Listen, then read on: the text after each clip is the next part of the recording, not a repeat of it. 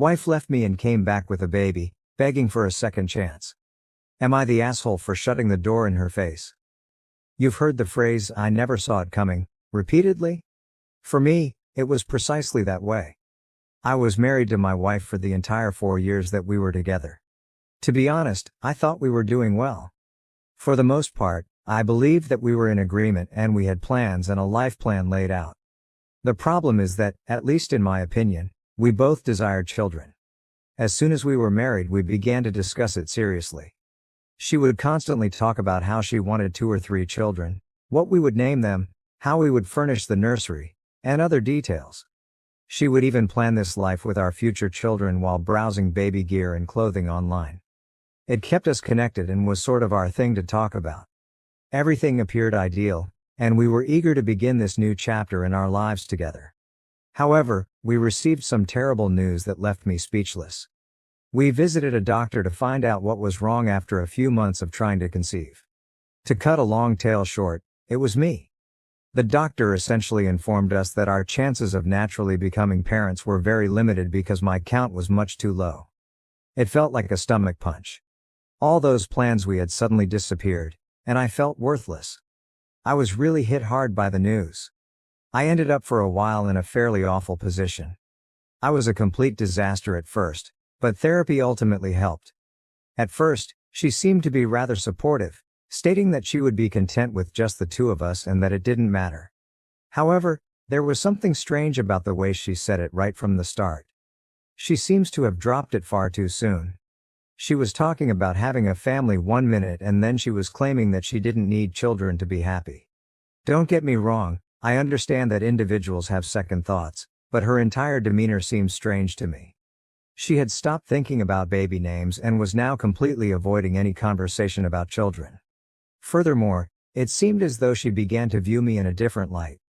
She would suddenly start making little jabs at me that she had never said before, like how I wasn't taking care of myself or that perhaps I should work out or do more around the house. Indeed, I may have gained a few pounds, but it seemed like she was constantly looking for reasons to accuse me. She would dismiss it when I questioned her about the abrupt shift in attitude. She would claim that I was being unduly sensitive and that I was only dreaming. But I was aware of a problem. It was different with the lady I married, the one who would spend hours sitting with me discussing our future. She wasn't particularly cruel, but there was a certain coldness about her, as if she had already mentally checked out and was merely following the rules. I suppose that as time went on, I began to trust her when she assured me that everything was okay.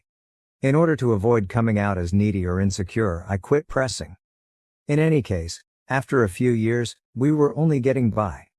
We had gotten into a rut where we hardly discussed anything important. We seemed more like housemates than husband and wife.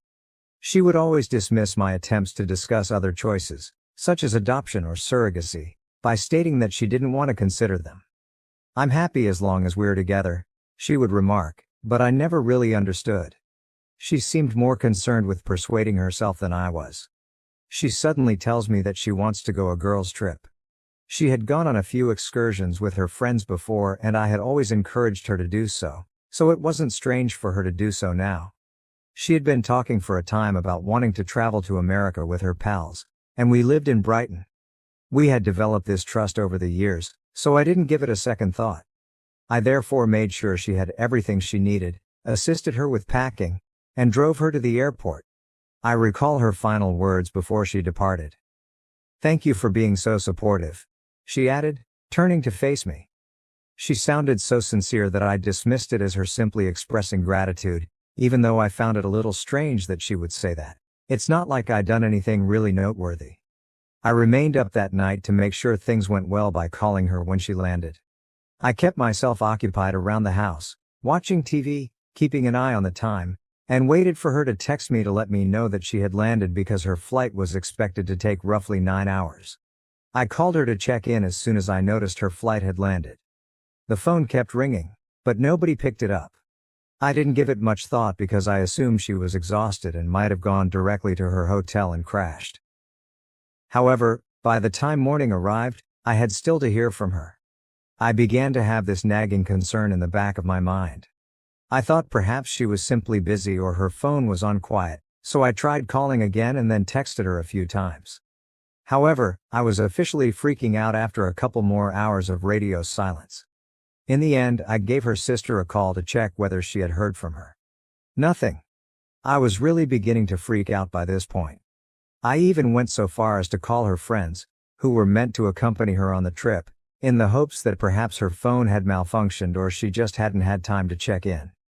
However, since they weren't traveling with her, they were also perplexed when I contacted them.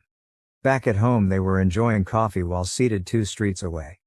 It dawned on me then that she wasn't traveling with pals, wasn't on a girls' trip, and hadn't gone anywhere with anyone. She simply vanished. It seemed as though my stomach had fallen through the floor as I sat there with the phone. I was unable to comprehend it. Why would she tell me such a lie? Why wouldn't she notify me before leaving? I attempted to persuade myself that it was an error of some sort, such as perhaps she had missed a flight that connected or that she had been unable to contact due to an emergency. But I knew in my heart that she had this planned. Her stating "thank you for your support" and the entire girls' trip scenario were all components of whatever she had been imagining. I was at a loss for what to do. I couldn't wake up, as if I were living in a nightmare. I didn't marry this woman. I didn't even recognize this person. The coldness, the way she had stopped discussing our future, and those small digs about my appearance and health all began to make sense. I simply hadn't noticed, or perhaps I hadn't wanted to see, that she had been drifting away for a while. I just sat there looking at my phone that night, hoping for a call, a text, or anything else. However, nothing materialized, and I knew in my heart that it wouldn't. I remember lying there and staring at the ceiling when I woke up the following morning, thinking that it was all just a bad dream. But when she saw that her side of the bed was empty, reality set in. In fact, she had gone. She gathered her belongings and disappeared. The assurances I had given myself the previous evening, that perhaps she was late or her phone had died, were no longer valid. She had clearly planned this and wanted to go. I was completely in denial for the first few days. I would keep ringing her phone in the hopes of hearing her voice and perhaps receiving an explanation. I even left messages. I kept leaving them in the hopes that she would understand, even though I was half the time at a loss for words. However, I only received quiet, which strangely made things worse. I felt as like I had been a stranger to her the entire time and had been left to work it out on my own, without any clue as to what went wrong. Her family was initially just as surprised as I was. They hadn't heard from her, and her mother didn't know anything about her plans. In the end, I visited there more times than I could remember in order to speak with her mother and get answers. They must have felt sorry for me. When I couldn't bring myself to cook, her mom would prepare meals for me and occasionally let me stay there. She would sit there while I talked about all the tiny things that didn't make sense, attempting to figure out how my life had suddenly become so complicated. And to be honest, there were times when I was too numb to speak and just sat there in silence. I oscillated between rage, despair, and remorse. I would constantly ask myself what went wrong. Was there a sign I missed? Was I not paying enough attention to her? On certain days, I would review all of our arguments and conversations in an attempt to determine what caused her to leave. I kept thinking about what I could have done better and how I could have preserved our marriage. I realize this seems dramatic, but I was completely fixated on finding the solution, as if it would somehow make everything better. I hardly slept or ate, and my work also began to suffer. People would notice and inquire about my well-being, to which I would just respond that I was occupied with personal matters. Declaring aloud that my wife had abandoned me without saying a word was embarrassing. I eventually told a few close friends, and they tried their best to divert my attention by bringing me out to hang out and encouraging me to move on. However, I would still worry about her even when I was with them, wondering where she was and why I wasn't enough to keep her. The incessant inquiries from strangers, neighbors, relatives, acquaintances, and even former coworkers who had heard I was married, were among the worst aspects. "How's married life treating you?" And "How's your wife?" are the questions they would pose. It was always like pulling off a new scab. I would just smile and tell them that everything was good because I lacked the courage to tell them that she had left, but every time I uttered that lie, it seemed more weighty. The only thing that worked in the end was therapy. Although I had never gone before, I realized I couldn't manage it alone after a few months of hardly functioning. I thus located a therapist and began attending once a week. It was beneficial to speak with a neutral person who was unfamiliar with her, me, or any of our baggage. I would express my rage, betrayal, and the void she had left in my life. I would talk endlessly about the restless evenings and how I would lie awake repeatedly reliving everything. The therapist assisted me in realizing that she chose to leave, and it was her decision, not mine, and that there was no magical moment that would have kept her here. It was a difficult pill to take. I thought for a long time that I was flawed in some manner, which was why she had left me, but gradually I began to view things differently. I chose to overlook her long-standing coldness and distance, assuming that things would improve on their own. I persuaded myself that I could maintain my composure and that our marriage could be saved by my own efforts alone. The realization that it wasn't hurt. As time passed, I began to restore my life in tiny increments. It wasn't until she departed that I realized how much I had lost in our marriage. I had always been the one who tried his hardest to make sure she was content and that our home life was comfortable. However, I had a lot of free time now and was unsure of how to spend it. I therefore began resuming old pastimes that I had forgotten about. I tried cooking new meals, went to the gym, and started reading literature I had been putting off.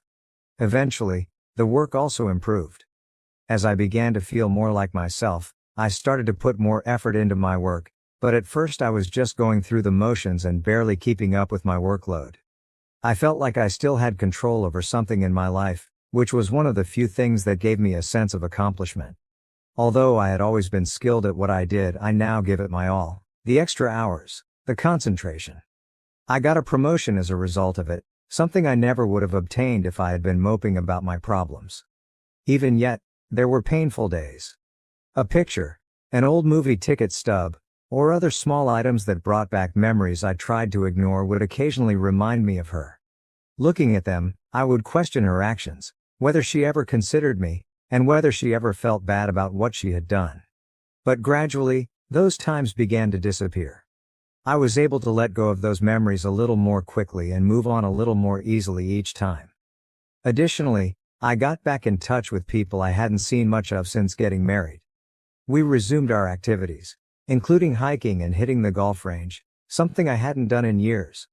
Having someone by my side who wasn't involved in the mess and could support me in moving on without pulling me back into the agony was a relief. In hindsight, I saw that I invested far too much of myself in that relationship, in being her spouse. I felt like I had lost a significant portion of who I was when she departed, as if she had taken a piece of me with her. But I was rediscovering who I was, piece by piece. Although it wasn't quick or simple, I was making progress. I was finally able to see someone who wasn't defined by her past actions when I looked in the mirror at the conclusion of that year. I wasn't just the man whose wife had abandoned him. I had rebuilt, I had survived, and I was stronger now. I felt as like I could truly live my life without her shadow looming over me for the first time in years. To be honest, I took pride in that. I believed I had moved on from everything. After all that chaos, life had at last begun to seem normal again. Or as close to normal as it could be. My work was going really well, my friends kept me occupied, and I had my routine down pat. Even my daily thoughts about her had stopped. Even while I still occasionally had flashbacks to odd memories, it wasn't as frequent as it used to be, when she was somehow involved in every part of my existence. She was therefore the last person I expected to see standing there when someone knocked on my door one Saturday morning. But there she was with a baby at my doorway. I went cold. It was like witnessing a ghost, and for a moment my brain simply stopped functioning. Though perhaps a touch worn down, she still had her typical appearance. She looked at me as if she genuinely believed that I would be delighted to see her. And yes, it really got to me because I had assumed I was no longer interested. As it happens, meeting her again evoked many feelings I had previously suppressed. At first, I just stood there and stared without saying anything. She asked, "Can I come in?" With no embarrassment after grinning at me as if nothing had happened. The nerve. Really, she just shows up here as if I should be welcoming her back with open arms after everything she's done. However, I maintained my composure and assured her, "No, you can stay there and explain." I didn't want her in my home, bringing all the craziness back into the one area I had created for me. Despite her somewhat disoriented appearance, she remained in her spot and began telling her story. "I know this might come as a shock, but I wanted to come back and explain everything," she said. She even had a hopeful expression on her face, as though she really thought I would be willing to listen to her. I was tempted to just close the door and laugh in her face, but I was too intrigued. I was curious about the reason behind her disappearance and what she had come up with. She continued by explaining that she had erred in leaving and that she had come to the realization that she had lost the greatest thing that had ever occurred to her, not my words, but hers. She claimed to have thought a lot and to have finally realized what was important in life after having this child. After years of ignoring me, it seemed that what mattered most was unexpectedly knocking on my door. "This is our second chance," she remarked, glancing down at the infant. What I was hearing about our second chance was unbelievable. It sounded like we would just pick up where we left off, with this child acting as some sort of miraculous reset button. I was furious on the inside, but I attempted to maintain a neutral appearance. She continued by claiming she wanted us to be a family once more and that although she had made a horrible mistake, we could now start over as just the three of us. The one question that has been bothering me ever since she arrived was finally asked. "What made you go?" I tried to speak as steadily as I could, but I wasn't sure how much longer I could contain myself. Now that she was here, I needed to hear it from her since I had tortured myself with all the possibilities for years in an attempt to comprehend. After hesitating and glancing down at her feet as if embarrassed, she finally told me the truth, or at least what I thought it was. She acknowledged that she left because she wanted a child and had found someone who could provide one for her because I couldn't. She honestly stated it as if it were insignificant, as though she hadn't destroyed my life, and as though I should just nod and take it as gospel. She clarified that although the man she had left didn't stay, she had already given birth and knew she wanted me back by that point. As simple as that. Easy. I paused to think about what she was saying. Here she was confessing that she had left me, fled with a man, and had his child, and now expecting me to accept it, as if I would simply forgive and move on. "You went, met someone else, and had his baby, and now you think you can return and act as if nothing happened?" I asked her. She broke down in tears and apologized for her terrible error. However, I was completely unmoved by that. She kept talking about how she knew we were meant to be together and that I was the person she really loved. To be honest, maintaining a straight face was difficult. She sounded so naive that I was shocked. Her expression was one of desperation, not love, and I could see it. She then attempted to guilt-trip me by talking endlessly about how difficult it had been for her to be a single mother. In fact, she attempted to paint herself as the victim in all of this, acting as though her decisions hadn't brought her to this point. She assured me she was prepared to work things out this time and that she wanted my help. I couldn't stop wondering, who does she think I am? I listened to it all as I stood there, but I had had enough. I told her bluntly, "You have to live with the decision you made a long time ago. Here, there is no second chance." She appeared astonished, as if she had never even imagined that I would say no. As if she truly believed she could simply saunter back into my life because it would suit her. She became irate just when I thought she would finally understand and depart. She became angry with me, accusing me of selfishness and demanding that I give her another chance to make amends. She said that she could have taken half of everything and divorced me at that time if she had so desired. She even had the audacity to remark that the house should still belong to her.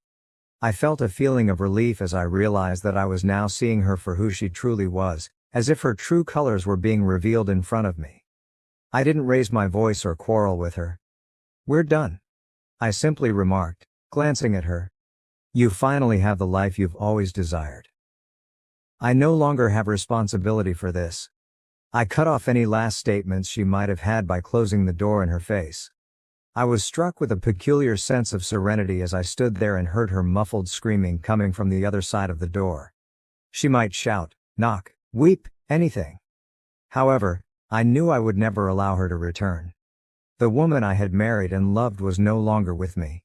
This stranger, who believed she could pick up the pieces whenever it was convenient for her, took her position. Feeling lighter than I have in years, I moved away from the door and took a seat. I believed that was it after I shut the door behind her. I assumed she would understand and simply walk away. Instead though, She began pounding on the door and shouting various things. The nerve seemed unbelievable to me. She had the gall to stand there and insist that I listen to her while I was in the one place that was truly mine, the only place I had been able to recover from the disaster she had left me in. I initially considered ignoring it and letting her scream till she became weary. But then I started to wonder. I was curious to know what kinds of excuses she would offer this time. In order to let her know that I was paying attention, I slightly opened the door, but not enough to let her in. She appeared to be astonished that I hadn't given her the response she desired, as if she had just been slapped across the face. As if we were having a typical argument and not coping with her abandonment, she began a lengthy monologue in which she expressed her willingness to forgive me for closing the door on her and her want to start over. She went on and on about how if we both worked hard we could work things out. I was unable to contain my laughter at that moment. I actually laughed because this woman had more nerve than I had ever seen. When I did that, she appeared enraged, as if I should feel guilty for not paying attention to her. "You left," I informed her. "You tossed everything away while you had the chance. I won't just act as though nothing occurred just because you want to." She began repeating things like, "You don't understand how hard it was for me." As her cheeks flushed, she continued by talking about how she had been so lost after leaving and how she had discovered her error too late. However, I didn't believe it. I informed her that she had taken the decision to leave. She had plotted it, made up a falsehood about it, and then carried it out. Now her remorse meant nothing. She lost her temper at that point. Her entire tone shifted. She stopped the melancholy, repentant act and began to attack me, accusing me of unfairness and lacking the grace to give her another chance. In fact, she dared to declare, "I could have taken everything from you back then if I'd wanted to. I could have stolen half of your possessions." I simply stood in awe. This woman, who had abandoned me without saying anything, now believed she should be compensated in some way for not attempting to defraud me, as if she should be commended for not being as awful as she could have been. I said to her, "What the heck? Should I feel thankful that you simply left me without taking anything with you?" She looked at me with a mixture of fury and another emotion on her face, possibly desperation or remorse, but to be honest, I didn't give a damn by then. I had just finished. That was where all the years I had spent questioning myself, feeling bad, and wondering if I was somehow to blame for her leaving vanished. I felt as though the burden I had been bearing was finally lifted when I saw her for who she truly was. But she wasn't finished. She began to pace my porch while complaining that I would regret not giving her another chance and that I would never find someone like her. In fact, by refusing to take her back, she attempted to make me feel as though I was the one who was missing out. It was strange. As if I should be pleading with her to stay. Here she was, the one who ruined everything we owned. She became more louder and continued to complain about how I had forced her to leave in the first place when she realized I wasn't going to back down. She said that none of this would have occurred if I had been more understanding about the entire kid situation. Her reasoning seemed to indicate that I had failed her as a husband because I couldn't conceive, which somehow excused her from leaving to have a kid with someone else. The mental acrobatics were amazing. To be honest, I was shocked that she was attempting to blame me for her decisions. I bluntly told her, "Look, you could have told me the truth if you really wanted a child. When you were making plans to go, you didn't need to lie to me and act like nothing was wrong." She merely gazed at me as if I had smacked her, with nothing to say in response. However, I prevented her from speaking. I continued by telling her, "You have to live with the decision you made on your own. I have no problem with that." She made one final attempt, returning to her dejected expression, and urged me to consider the boy and how I was being unjust by ignoring him. As if I were the bad guy, she really used the child, who was in her arms, to guilt-trip me. However, I wasn't buying into it. "I don't know that child," I informed her. "I'm not involved with him. You are not mine, and neither is he." That was the end of it. I could see her coming to terms with it at last. She was aware that I would never change my mind and that I would never allow her to return to my life. I could see the rage waning and being replaced by something else, either genuine regret or simply exasperation. However, I didn't care. She had attempted to walk all over me and expected me to smile and give her credit, but now she was simply a stranger. For a few more seconds, She stood there as if she was waiting for me to decide to call her back. I didn't say anything else though. When it finally hit her that I meant every word, I just stood there and watched her expression. I closed the door without giving it another glance. I didn't wait for her to hit me again this time. In my heart, I knew that I had already made up my mind and that there was no turning back. I don't know, but I left the door with the impression that I had finally prevailed. It was over, even though she had spent so much time hoping to return and use manipulation to get back into my life. I had freedom. Neither for her nor for us was there going to be another chance. She was now only a memory, one that I had at last relegated to the past. I felt like I could breathe again after all those years of suffering and shame. And what do you know, it was pleasant. I felt a peculiar calmness come over me as soon as I shut the door behind her. I no longer felt sad, furious, or even astonished. It was as though all of the remorse, guilt, and incessant wondering that I had felt for her over the years simply disappeared. I was prepared to move on since I had at last found the closure I didn't realize I needed. This time, it was truly over. Naturally though, things didn't go as well as I had intended. Her mother texted me a few days later. She apologized, stating she was embarrassed by her daughter's handling of the situation and that she had attempted to reason with her, but clearly it had failed. Her mother was a decent individual. She had been of great assistance to me since her daughter left, and I could see that she was truly distressed by the situation. Although I had nothing against her, I didn't want to be dragged back into that situation. I simply said, "Thanks for checking in," and that was my only response. I wasn't going to waste time justifying my choice, and I wasn't going to offer her mother any more information. She knew it was over because she understood. I learned tidbits over the course of the following few weeks via social media and mutual connections.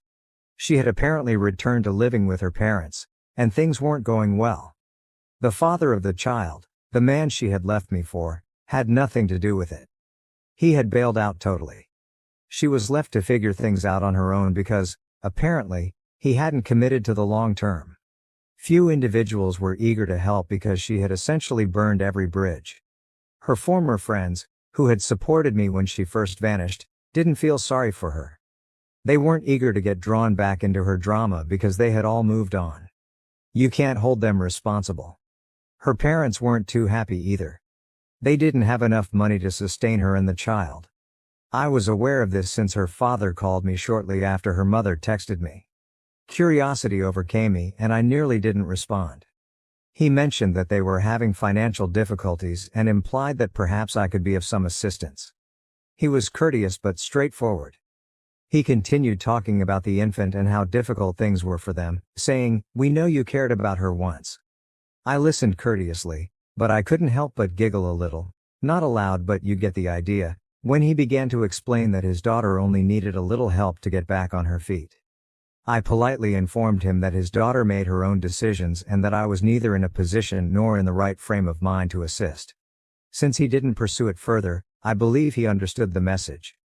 Her pals, whom I hadn't spoken to in years, began contacting me the next thing I knew.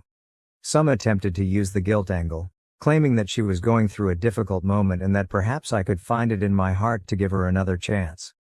She even had the audacity to say that the child needed a father figure and that I shouldn't allow my resentment stand in the way of my efforts to assist him. However, I refused to back down. I refused to allow anyone make me feel guilty for making my own decision at last. I had given that woman all I had after years of feeling inadequate, and she had tossed it all away. Instead of relying on me to save her, she should at least take responsibility for her decisions.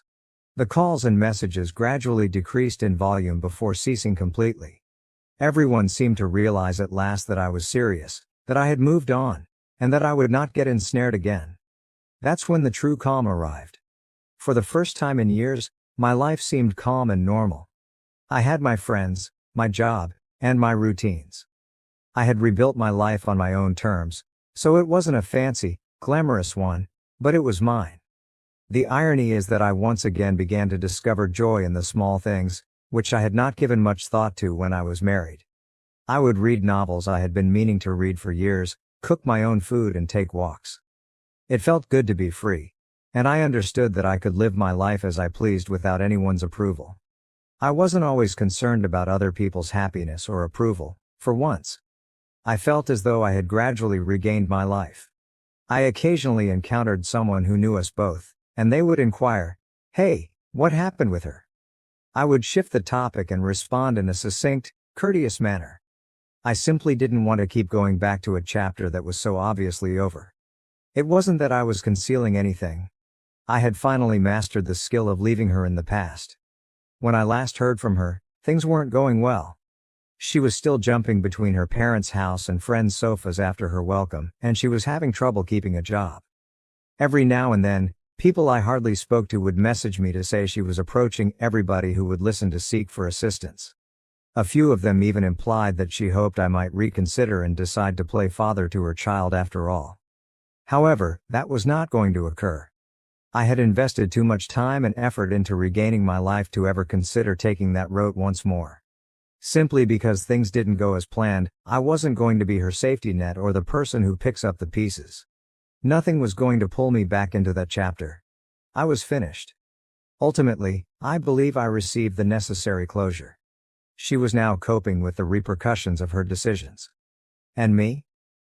It was the first time since the day she departed that I felt completely, truly free. I had had enough of her looming over my life. I was happy that I had moved on. Not in a grand theatrical sense, but quietly, contented. And what do you know? That was sufficient.